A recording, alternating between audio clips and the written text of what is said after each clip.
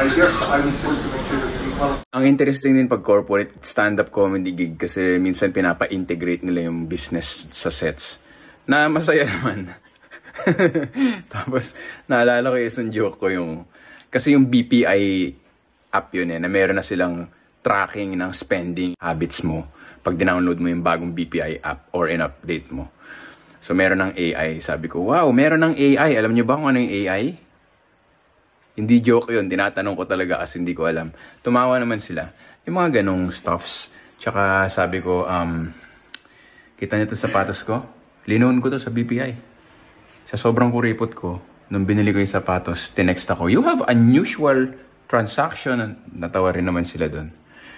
So, natawa rin yung president na nasa harap. Saya lang. Sometimes when corporate gigs go right, they go really right. And they feel very nice on the soul.